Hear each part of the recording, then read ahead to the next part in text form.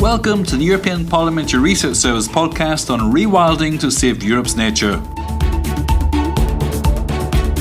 Globally, 1 out of 8 million species are threatened with extinction, and Europe is no exception to this trend. The EU's 2030 diversity strategy wants to put nature on the path to recovery. But what if one of the ways to do that was to let nature take care of itself? It's called rewilding. Let's take a walk on the wild side. Biodiversity is essential to life on Earth. It provides us with clean air and water, food and medicines. But biodiversity is in crisis across the globe. The overexploitation of land and water, climate change, pollution and invasive alien species are threatening thousands of European plant and animal species with extinction.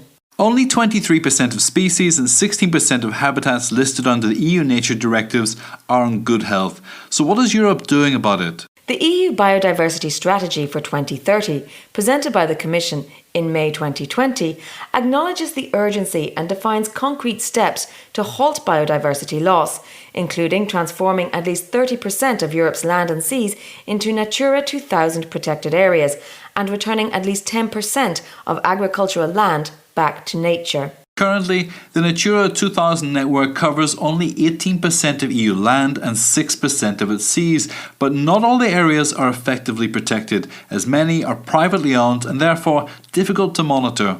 The new biodiversity strategy is an essential part of the European Green Deal and, along with the EU Farm to Fork strategy, it is a potential game changer for nature, food and farming policies in the EU. Yes, it is, and the strategy has ecosystem restoration at its core, which is also the main goal of rewilding, a new approach to conservation that is gaining increasing attention as a way to combat biodiversity loss. So what is it about? Stay with us. As its name indicates, rewilding is essentially about making Europe a wilder place.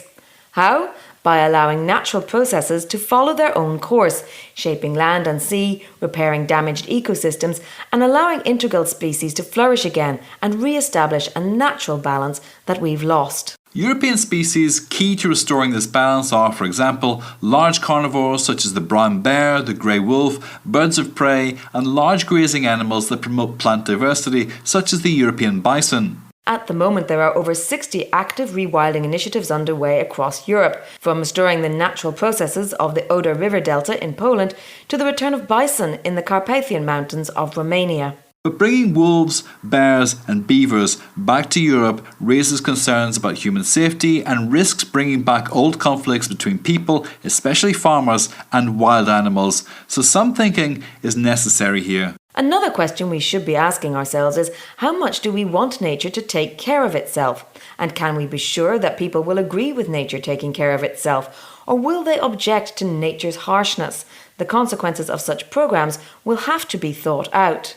So, to avoid controversy and conflict, it's clear that proper management and conflict mitigation measures will be required if we're to use rewilding as a strategy to restore Europe's biodiversity. But restoring nature is not just about wilderness. Europe's increasingly urban population would also benefit from greener cities with more parks and urban forests, allowing biodiversity to return to our cities too.